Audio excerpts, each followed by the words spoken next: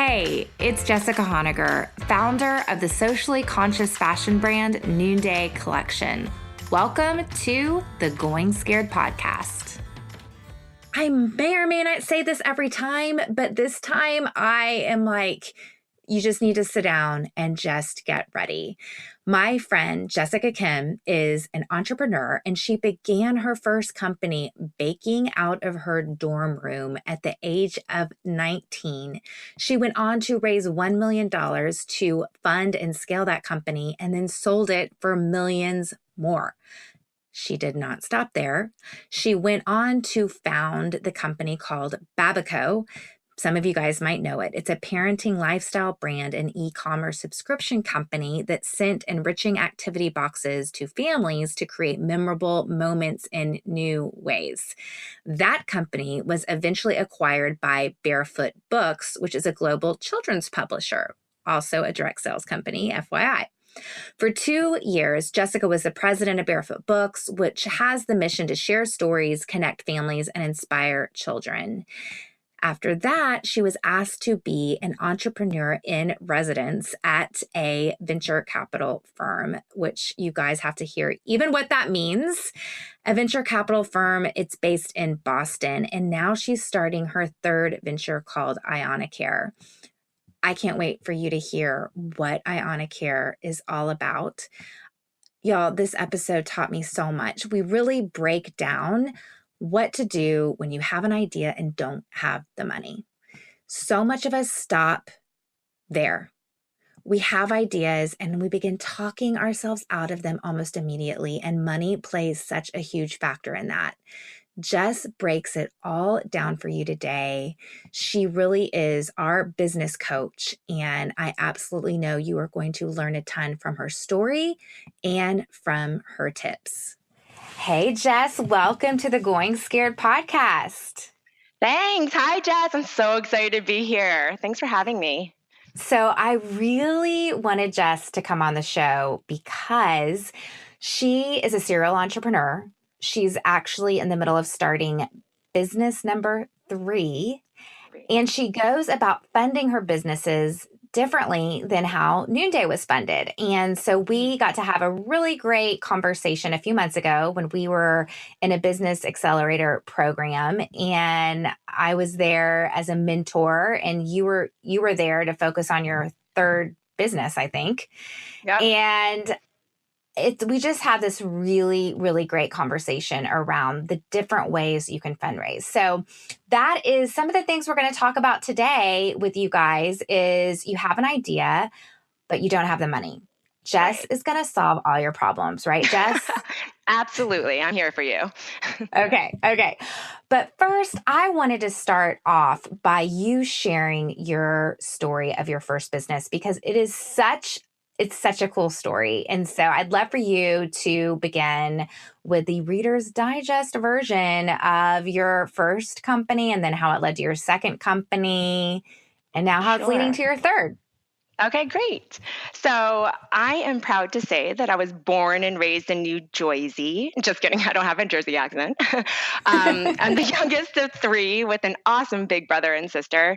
And my parents were immigrants from South Korea. And my dad grew up very, very poor in the countryside of Korea, while my mom was basically a queen in the city of Seoul. And it's incredible that they had such opposite upbringing, which provided such a great balance in their parenting. And he really, truly built himself up with nothing and no support when he immigrated here. So his life of true grit has been an inspiration my whole life. So he became a psychiatrist, which was fascinating as a kid. I grew up with him constantly lecturing me about emotional awareness, people dynamics, grit, and mindset. And as a kid, I hated those lectures, but I now realize it was the foundation of my self-confidence and understanding of people. And so, Jess, do you remember getting asked the question, what do you want to be when you grow up? Oh, I do. Yes. And I remember at 10 years old, my answer would be, I want to study people. And I had no idea what that meant in terms of a job, but I've always been, and I continue to be so intrigued by people, like how our upbringing and different cultures and situational experiences literally shape the way we see the world. So even on this podcast, people are physically listening to the same words, but the way each person interprets them and applies them will be different for everyone.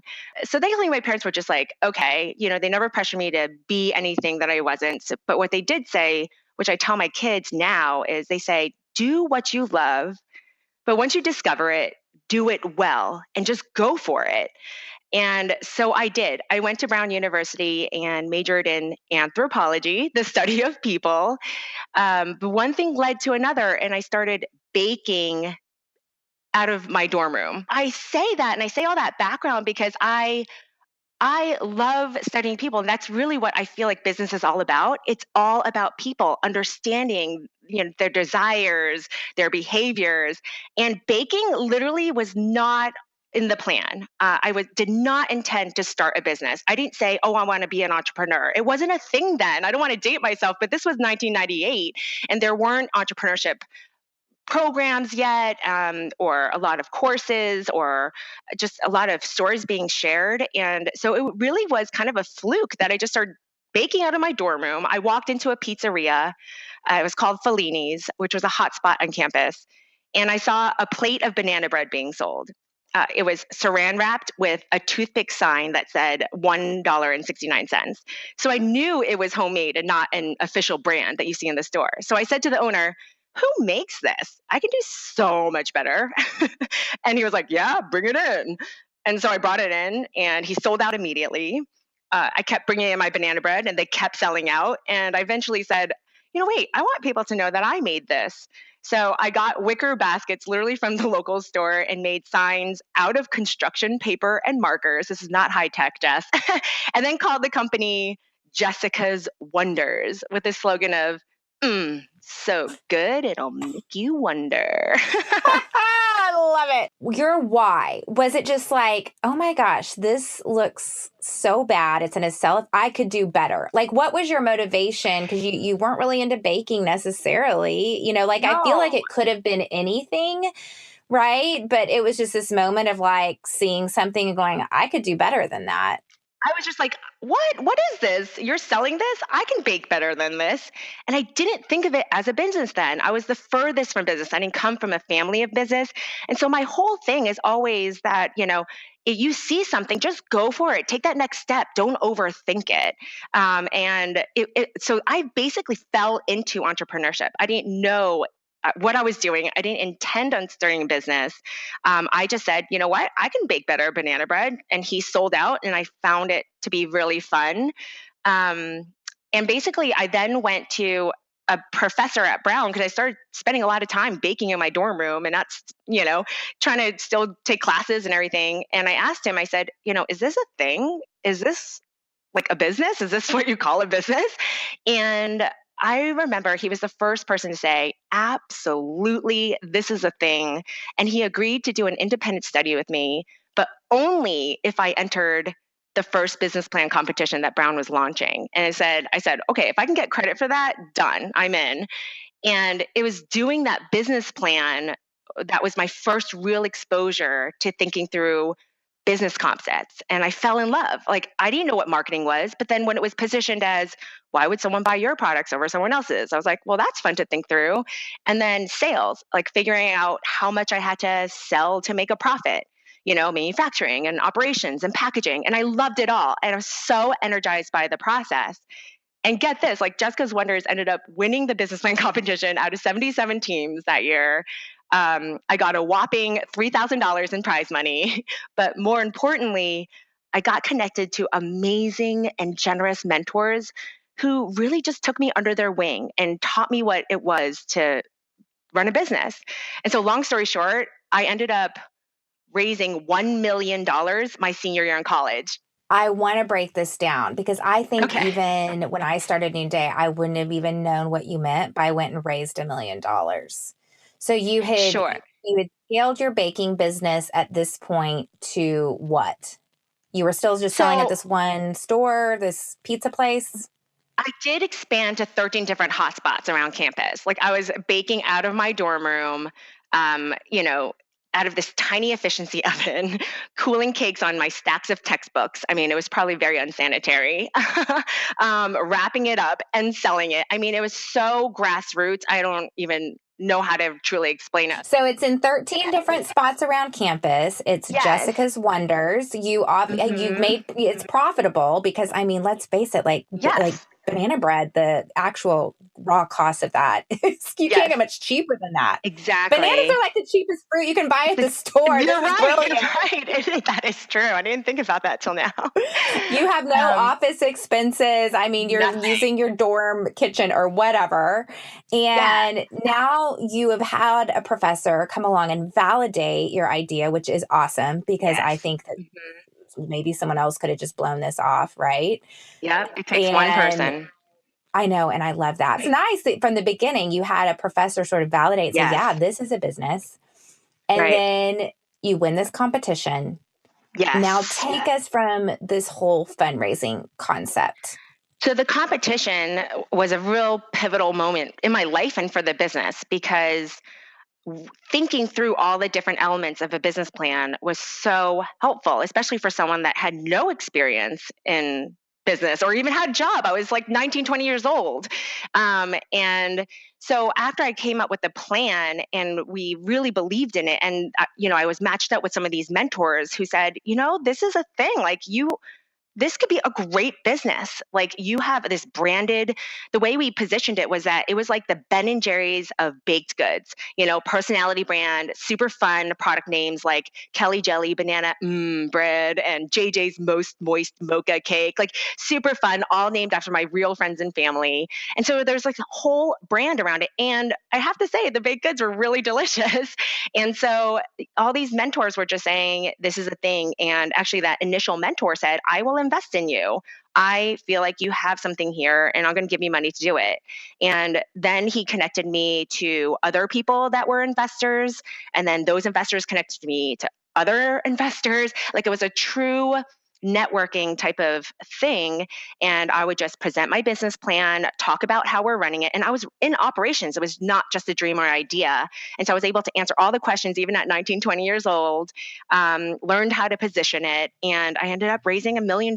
It was incredible. And were you specifically thinking, I'm raising $1 million because of this is where I want to take it and I need money for like this kitchen? Or what were you, because you could have continued to organically keep growing this business and just put money back from the business in, the profits back into the business to eventually rent a kitchen somewhere. So what was driving you with if I had this money, this is what it would. Well, I think the question you have to ask is if I want to just literally be almost like that woman who I feel like was selling to that original pizzeria. She was just doing this on the side, baking out of probably her kitchen or maybe a side kitchen. It must be, sanitary. So she probably has some kind of approved kitchen. And she just kind of wanted to make money on the side. But once I did the business plan and I saw the vision that this could be like a Ben & Jerry's branded company. And then we started growing. I needed to get out of my dorm room. And so I then kind of went to a professional kitchen and I had to pay for that. And then in the midst of this whole process, PR, they just picked up the story. And I remember Providence Journal putting this story in that we won this prize. And Stop and Shop supermarkets called me and they said, hey, we heard about your brand. We'd love to carry you in our stores. Initially I said, no, we're not a supermarket brand. That's a different story. And then ended up, pitching to them, talking. And then they said, great, well, let's do 2 test stores, 3 test stores, 4 test stores.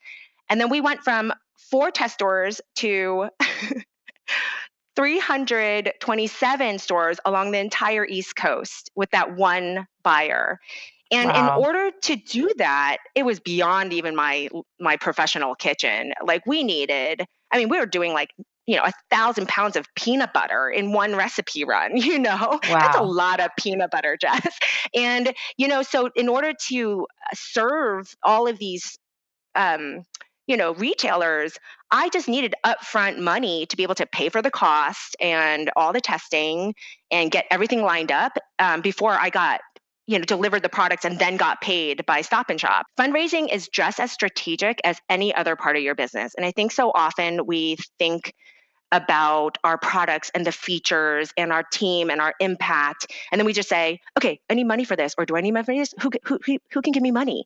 And that is the biggest mistake I see. What you really need to do is also lay out, like, what do we envision for this company and what kind of funding will match that vision and that journey and the possible kind of outcome that we're going for. It's just as strategic as any sales or marketing plan. I really strongly believe in that. And I think to ask that question, you have to see it as the Ben and Jerry's. You know what I mean? Like, I think that if you continue to see it as this side hustle, you're not even going to stop to ask the question of where you want it to be in 3 years, because you're not even thinking about 3 years out. You're kind of maybe thinking, is this even going to make it? Or, you know what I mean? Yes, absolutely. So tell us a little bit more. When you go and raise money, what is that? We know what it means for you. It means money. What does it mean for the investor? What's motivating that investor? Okay, I want to get real practical here and just break it down to, I'm going to focus on 5 different funding sources. So first of all, I have to say that funding your company is key, no matter how you define it. Even if it's, bootstrapping, self-funding, like that is a funding strategy, right? And I didn't come from family money. And when I started my businesses, I didn't have a lot of savings. So I needed to figure this out if I was going to make this huge vision come to life. And something that struck me is that 94% of companies will fail in its first year. And there are several reasons, but one of the top most common reasons is the lack of funding. Because as we were talking about, businesses require money to buy inventory, equipment, hire people, testing, sales materials, you name it, before you make enough revenue to cover all that. And if you don't manage your cash correctly, it could be the reason why you can't move forward, no matter how awesome you or your products are. And so I take it seriously because I don't want that to be the reason why I can't kind of bring my solution to the world. That's right. Okay. You're right. And so here are 5 funding options to explore. And again, there's so many more, but I'm going to talk about bootstrapping, crowdfunding, angel investors. I love this, Jess. I feel like you and I are just having one of our calls. Venture capital. And then I'm going to actually cover competition. I'm just thinking initially, like, you have a great product idea or something and you're just like, how do I get started? So that's really what I'm going to focus on today. So bootstrapping, this is basically you self-funding the business, whether you're using savings, getting friends and family to give or let you borrow money, or maxing out credit cards. Essentially, you are saying, I'm going to take the responsibility of funding this business. So the good thing about this is that it's an effective way to get the money you need, especially for first-time entrepreneurs who don't have a track record or don't have traction yet in the business. It's typically easier and faster to get started because it's on your terms, and there are far less formalities, kind of procedures to go through.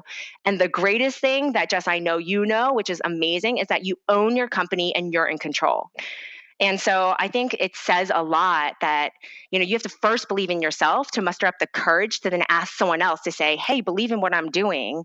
But that will only happen effectively if they know that you're confident in yourself. So that's key. But some of the things to be careful of with bootstrapping, just to kind of lay everything out, is you may lose all this money and it could be very stressful, right? I started Babaco literally maxing out credit cards and it was super quick to get started. Babaco was your second company, by the way. She'll get to that. Yeah, we'll get into that. And it was super quick to get started. I just needed to get materials and kind of stuff to kind of make the inventory initially. And so I maxed out credit cards. But the thing is, if it didn't go well, I would have had thousands of dollars in credit card debt to pay off by myself, right? And the other thing is, if you need a large amount of money to really make this business idea work before you're able to make revenue, then unless you're totally rich by yourself, it's hard to fund it completely by yourself and keep up with the needs. So examples would be if you dreamed up an innovative baby stroller where you need engineers to create it for durability and you have to really test for safety. Like, you need funds to pay people and materials and molds. and for all the testing before you can make your first sale, right? Or another example is a software-based company where you need to hire great developers to make the products for months or years before being able to sell it to an entire corporation or the public. So those are kind of examples where even if, where you need a large amount of money and sometimes you just don't have enough, even by maxing out credit cards or asking friends and family. So ultimately, my takeaway here is I personally recommend doing some version of bootstrapping in the beginning because you are your first investor. And if you don't believe in it enough where you're going to put some of your own money at risk, how can you ask anyone else to take that initial risk first? So I So think it's a true. huge sign of just credibility and belief and that you have skin in the game. So I feel like almost everybody should do this. I pawned like family heirlooms at a pawn shop. I went and shopped around, and at the time I didn't have a fundraising strategy, but then I looked back and I was like, oh, that was me bootstrapping. Right, it was. And that's the hustle and the belief that you had in yourself. I love your story, Jess. Okay, crowdfunding. You want to get into crowdfunding? Oh yeah. This has become a really popular way to fund new products and ventures. So I think of the famous ones to check out are Kickstarter, GoFundMe, Indiegogo. I mean, there's so many out there now in different niches. Essentially, it's a site where you share your product idea and the general public can contribute money, typically in exchange for a pre-sold product or just because they believe in what you're doing. So that's crowdfunding. And I'm a big fan of this method. If the product is conducive to connecting with an audience, I have a friend who has a camping gear company and now uses this platform as their product launch strategy all the time. It's fascinating to watch. Yes. They Yes. raised hundreds of thousands of dollars in pre-sales and support through it. And it's actually also a really great way to, build up the marketing and product awareness as well. But the thing to watch out for, so I'm going to try to do pros and cons with each one. The thing to watch out for is that it takes a fair amount of work to create your campaign. Like having a really compelling video to help sell your concept is key, but that costs money and time. There are hundreds of campaigns out there. So you really need to stand out and market it. So there's a whole strategy around this crowdfunding approach. And I would wonder especially if you already have a consumer brand and you're already Right. trying to do marketing to get people to buy that consumer brand, and then you're also asking someone now to give money. But I guess what people do is position it as they actually do give a product, right? So usually Yes. it's like, so that's what's interesting is that it is buying a product a lot of Right. times, but Yep. it's couched as investing in my company. Yes, that's exactly it. Like, I think it's a great way to launch a product and it kind of gives you, so for example, in my case with Babaco, instead of maxing out credit cards, I could have done a crowdfunding campaign if it was out there at that time. It didn't exist at that time, but it totally could have been a fit then because I didn't have a company yet. And so it would have been a great way just to say, like, do people like it? And would they put their money behind it to pay for it? And it could give me the funds to just get started. But the only thing is that it's typically not enough to fund the entire operations of your company, like you were talking about. So I see it more as like a product launch opportunity. Okay. I mean, the good thing is, later, if you have success on a crowdfunding platform, it could attract bigger investors or partners later because that's part of your Right. traction. So you can strategically use that to get Right. started. Yeah. Well, like I remember, and I'm going to interview Jeremy Coward of the Purpose Hotel. He's coming up in a couple weeks on the podcast. And I remember he did a crowdsourcing campaign. And I remember thinking, my gosh, you're building a hotel. Like, this is really going to Right. scrape the surface.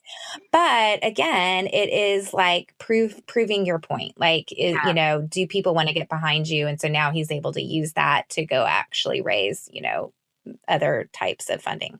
Okay. Yeah. Crowdfunding. Okay, so angel investors. So this is Jess's angel investor wings. They are essentially wealthy individuals who like to invest in startups where they typically have a high interest or expertise in that area that you're focusing on. Typically, they want to contribute and get personally involved. So my angel investors were tremendous mentors to me. And most of them are now really dear friends of mine. I absolutely really appreciate them. And you can And find this is them. for Jessica's Wonders. Yeah. For context, I should have started this way. Like for context, I almost experienced almost all of these except for crowdfunding because it wasn't around at that time.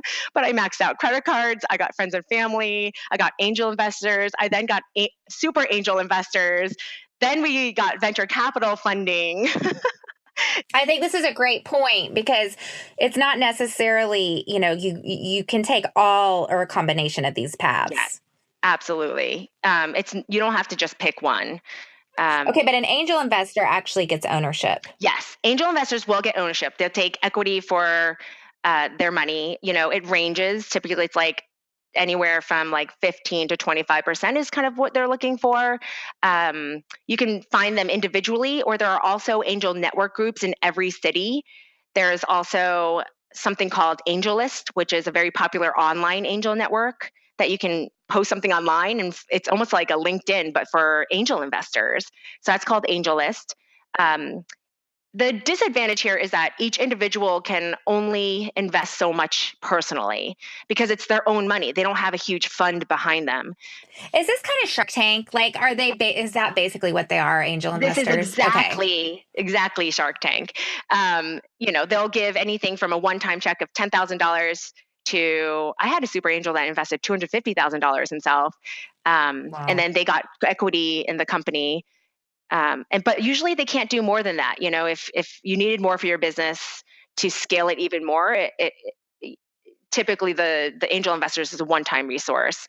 But I love key angel investors in my startups. I'm going to do it again because I just find them so valuable and they become mentors and connectors whom I really respect. So I highly recommend that if you're willing to share, your company. I guess angel investors don't put as many demands as like venture capitalists, right? Because exactly. Angel investors it's more personal. They're invested in you and the idea, Yes. and they are like a real expert in that area. And so there's not as many demands, whereas VC funding, which we'll get to, is like high demand, high expectation for return. Yes. And, for me, angel investors are the reason why, I did it with with my previous two companies, and I'm intending to do that with this company as well. Because for me, I found a few angel investors whom I just really respect, and actually building the company together is very fulfilling. Like it's more of a relationship than money. It's almost like the money is their role in it in terms of how they contribute on top of their expertise. But it really is more of a relationship and building us together, and they contribute so much that I find it so worth it. So that's just kind of how my experience has started. So, okay, next step. Okay, here comes the venture capital. Venture capital. So you hear about VC companies all the time, especially in this tech startup world. So this is a professionally managed fund that invests in big win opportunities. And I emphasize big win on purpose. So their business model is to discover and invest in the big bet home runs, meaning like hundreds of millions of dollars of revenue and exit, billion-dollar exit. Like that's what they consider home run. And so this means they look for big markets, aggressive growth plans, scalable business models, and proven entrepreneurs, because that is how they make their funds work. I loved my VC investors. They were smart, super networked. They've seen so many companies operate, so they can bring a level of expertise and trend awareness to the table. They help me hire really great people because they're so well networked. However, the things to consider that I learned going through it is VCs typically want a big exit of that hundreds of $1 million and billion-dollar exit in 5 to 7 years, which is a short amount of time.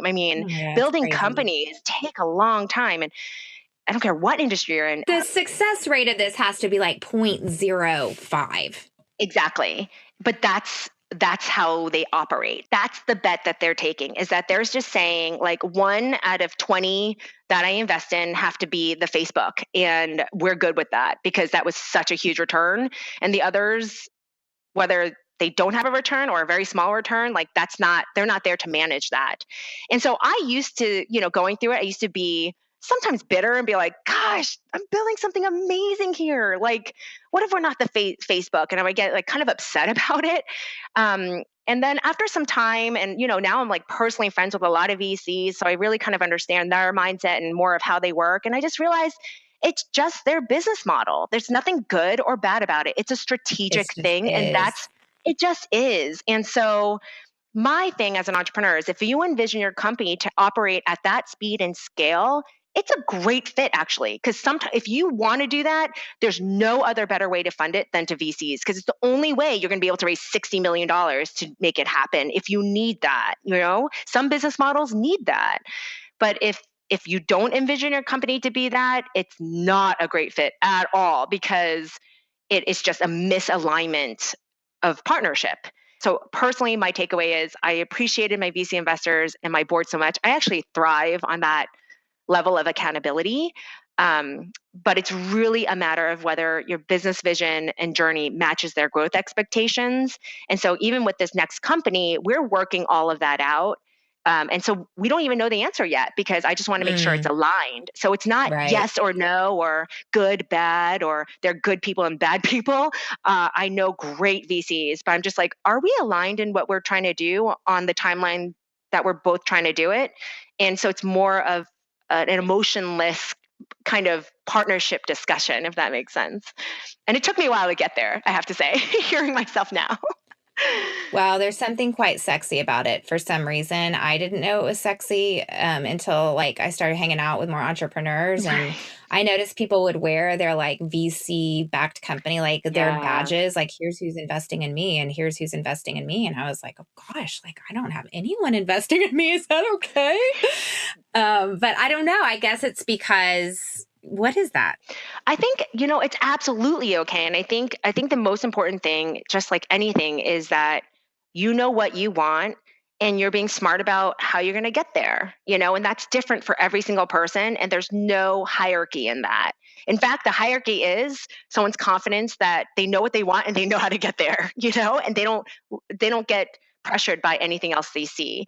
But I think the sexiness comes from, because VCs invest in these huge, big home runs, every entrepreneur, when you start, you're willing to put everything on the line because you believe in this opportunity so much. So sometimes that feeling, you're like, I'm a home run, and like, someone else thinks I'm a home run. Yeah. And you feel that. And sometimes you don't, it took me a while to really understand, like, okay, what does a home run mean to a VC investor? What does a home run mean to me as an individual, right? Those things could be different, because you could be running a $20 million company, owning all of it, and walk away with, all of that, as opposed to getting diluted, owning 5% of, a $50 million company, $100 million company, And so I think the sexiness just comes because it taps into our desire and ambition to be big and to make this happen, because we believe in it so much. And so when we hear that, we say, what? And, when I heard the statistics of less than 4% of VC funding go to women, I was, there was something I was just like, whoa, that's crazy. We need to change that, first of all. But it is hard to get VC funding because they are looking for those big wins. And so they see thousands of pitches and they're going to only invest in the few that they feel like are going to be a big win. So it's this element of like, they believe in this just as much as I do, and they're putting their money behind it. But I think that's where the sexiness comes from. But the whole aspect of entrepreneurs raising money and feeling like that's their success. No, that is not success. It is a congratulatory thing in the sense of, wow, you are executing, because it's, again, one part of your execution, just like marketing and sales and product development, right? So it is something to congratulate someone on. It takes a lot of work to get to be one of those 4%, right? But it is not the purpose of a business and is not the result of a business. It is part of the execution of the business. And I think that's what I see. I see people feeling like they've arrived because they got Yeah. VC funding. And I'm like, you don't even have a profitable company yet. Right. Like, come on, let's Or get to sales. work. Yeah, or even sales. There's companies that raise money and they don't even have sales. Oh, nothing. They have Yeah. nothing. 'Cause it's just the concept, which is crazy to me. But Yeah. I'm just such a bootstrapper. So it's been a new sort of Mhm. learning journey for me. Okay, Yeah. number 5. Did Okay, you say number there was a 5. 5th? So the last one we'll dig into is winning money through competitions or contests. This is one of my favorites. These are pitch contests, business plan competitions, kind of like what I did at Brown, female founder impact pitches, you name it. There's so many different contests. It's like Shark Tank. Like people love watching pitches, attending pitches, being panelists on pitches. There are usually sponsors like other companies that give this money away. So I did this pitch once by giving a 5-minute description of my company, a demo of the product to a panel of judges. It totally happened on the fly. I was at this conference. They're saying, hey, we're doing this pitch competition. I'm like, okay, I'll go and do it. I ended up winning $100,000 in cash in 5 minutes. Wow. And it was crazy. And it was super fun. And, another example is I was recently a judge of one of these venture pitch competitions and for $50,000. And these Wow. are everywhere. It takes prep to pitch your business, but I would argue that you need to be able to pitch your business at any point, at any time anyways. So might as well put yourself out there and get funding without giving equity away. So I'm a huge fan of this. Go out, That's find brilliant. them, and get your pitch ready. And just go out there. Like, yeah, have the courage, put yourself out there. The worst case, scenario is that you'll flop, but that's even part of your journey of getting better. And you can walk away with $100,000 with no strings attached. Literally no strings. Okay, this was awesome. So you gave us these 5 different journeys. Usually it's a combination of all the above or a couple of the above. I want to circle back to your story. So you raised $1 million. Now let's take us through, you ended up selling. So I want you to take us through Yeah. your journey of how you decided to sell and then how you decided, because you could have just sold and then been like, all right, I'm going to go order my margaritas from here on out. But then you decided to start another company. So tell us that journey. Yeah. So with Jessica's Wonders, I ran it for 6 years. The honest story there is that I ended up selling my shares and going to business school afterwards to get my MBA because I was really burnt out then. I did nothing but work. I didn't surround myself with all these, like a community or anything. So I was like always at the office, always in the kitchen, hustling, and to create this multi-million-dollar company. But I lost myself a bit in that, and so we went through this major strategic change, and there was this opportunity where I could sell. And so that's what I did. And then I went to business school because I was just like, wow, that was my first job ever out of, a full-time job. And what just happened? So I wanted to go get my MBA to just put everything in its structure, which was super helpful to understand the frameworks and the structure of business and look at all these case studies. And from there, I decided to get a job at Kraft Foods doing brand management, which essentially, a brand manager runs each product brand as if it's its own company. So it's very similar to entrepreneurship. And I wanted to stay in food to get that apples to apples comparison of what it was like to start a food company literally out of a dorm room and what it was like to be part of a Fortune 500. And so I did that. And then while I was there, I was on maternity leave. I just had my first baby, Kayla, who is now 11 years old, crazy. And when I was on maternity leave, a whole new world opened up to me, just like a lot of us new parents. And what I experienced was a lot of brands trying to sell me things and I looked behind the curtain and I kept seeing these companies being run by men in suits. And, this was 10 years ago, almost 11 years ago now, when the parenting industry was in such a different place. Mommy blogging was just starting to become a thing. Social media was just launching. And there were still all these ads showing only the peaceful, beautiful days of motherhood. And I remember thinking, why aren't the moms creating products for other moms instead of these men selling to moms? And where's the reality of parenting? Come on. And so I envisioned this brand of a truly authentic mom CEO, creating innovative products and making life what I called simple, functional, and super cute. And that's what launched Babaco. And we started by creating infant car seat covers and self-inflatable play mats.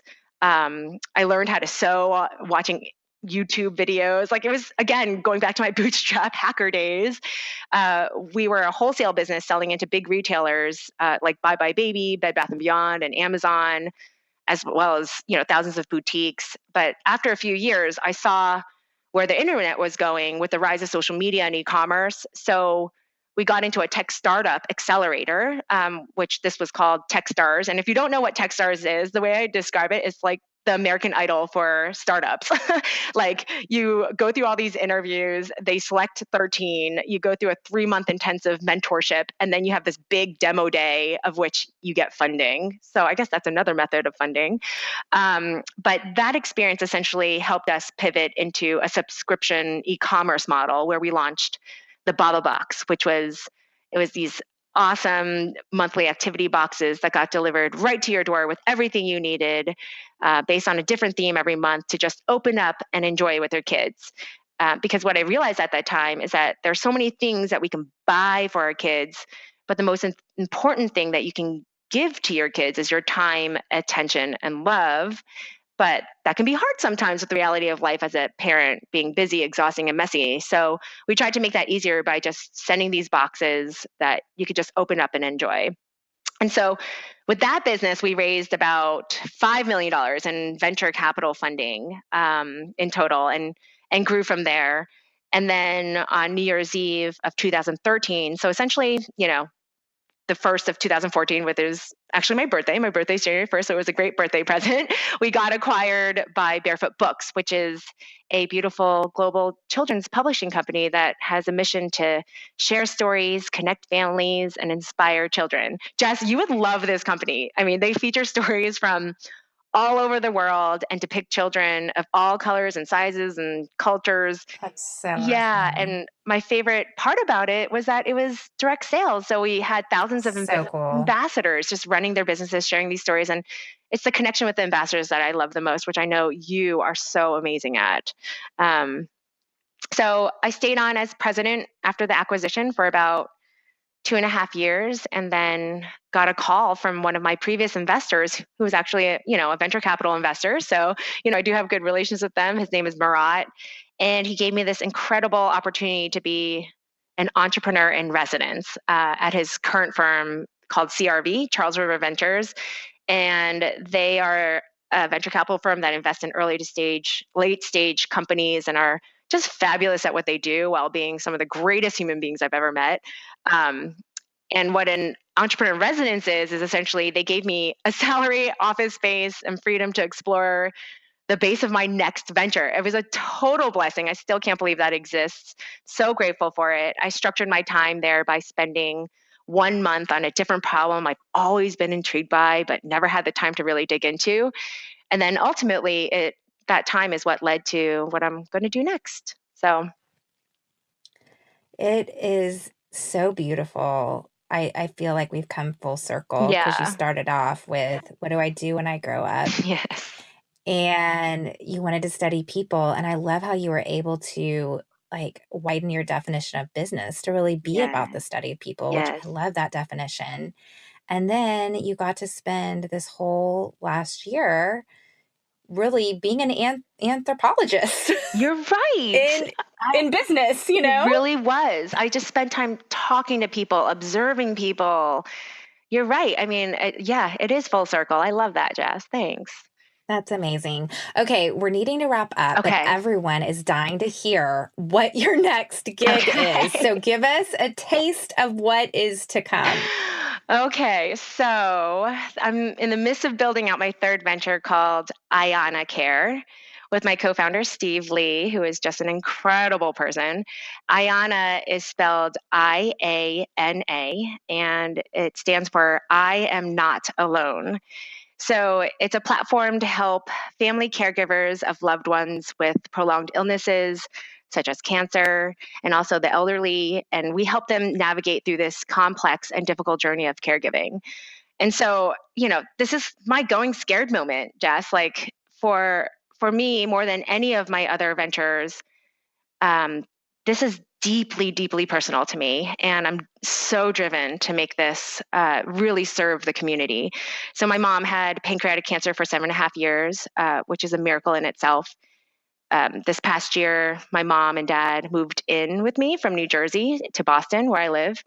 And my dad was carrying all the main caregiving work until that point. But then they just got too weak and exhausted to take care of themselves. So it was the first time I ever fully stepped back from work, even after having 3 kids, to be her full-time caregiver. She fought so hard. She is my hero, but she passed away and went to the Lord, to be with the Lord, just this past June of 2017. So it was the hardest year of my life. And, honestly, I'm still healing and recovering from it. But as part of the healing process, I just started reading nonstop about what I just experienced, what my mom went through, and started doing research and talking to, again, maybe it's my anthropology, just talking to doctors and nurse practitioners and caregivers. And what I realized is that the unpaid family caregiver is truly the invisible backbone of our entire healthcare system, our social system, in fact. So much care happens in the home and not in the hospitals, especially as hospitals keep shortening the time patients spend there. They're always trying to kick us out. And so Iona Care is there to empower caregivers with the community, the tools, and care coordination help that they need to best care for their loved ones so they can be fully present in the moment. We're super early in the process. I'm starting from scratch again, like literally from scratch, everything.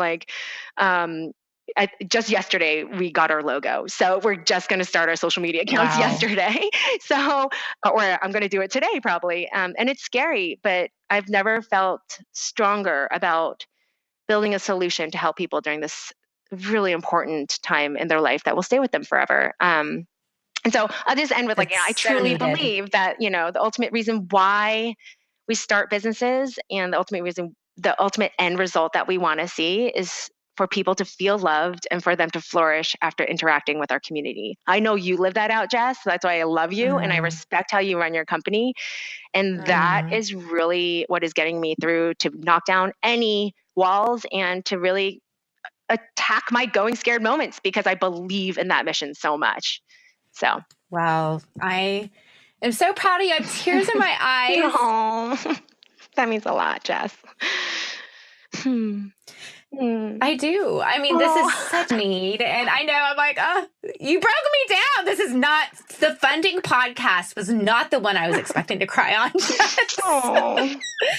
But yeah, I mean, I told you that the pastor of our church just had a stroke and a brain aneurysm. She's 35. I have another friend who had a stroke 5 years ago and is still not able to live fully independently and is still getting her words back. And so I've seen this firsthand. And if I've seen it, I know every single person right now is listening.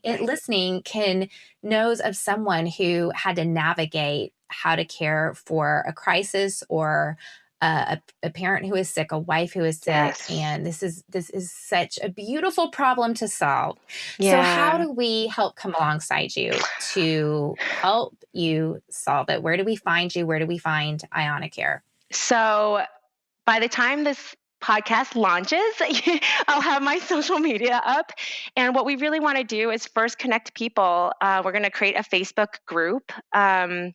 And so I would love for, if this impacts you in any way, to come alongside and just help build this community. We really want this to be an authentic community where our guiding principle is that we empower people so much where they themselves say, I am not alone in this, because you feel so alone and sad and our culture doesn't talk about it. So we want to create a place where we can learn from each other and support each other. So it'll be Iona Care on Facebook, on Facebook group. Awesome. It's IANACARE. And so you could do that. And then, personally, I'm at Jessica Nam Kim, JESSICA NAMKIM on Instagram. I will share kind of the journey of building this. And I'm just so grateful that everyone's just listening. Well, we cannot wait to follow along and cheer on this next venture, because, girl, I have a feeling that it's going to be wildly successful and that you are a home run. Oh, I want to thanks, have you Jess. on again because there's so much more we didn't cover, especially the personal side of how I wanted to ask about how you kind of lost yourself in your first two businesses, but you're not going to Sure. do that this time. And so No, we're going to have you on again I'd love on the that. other side of Iona Care. Okay. Maybe few months from now, we're going to follow this journey. But thank Love you that. so much for your Thanks, time Jess. I today. love you so much. You are the real deal. You inspire us all. And I'm just grateful to call you my friend. So thank you. Thanks. Ditto all the way. You all are going to hear me say this until I turn blue in the face. You hear me say it all the time, but there's so much power in belief. And I just love how Jessica believed and sold that company, believed again, and that company got acquired. And now she is believing again. And it takes courage. If you want to know where you stand on the courage meter, go take the courage quiz that I designed to help you become more brave. JessicaHonegger.com. Click on Take the Quiz, and I will give you tips and tricks on how to continue to choose courage over comfort, just like Jessica did.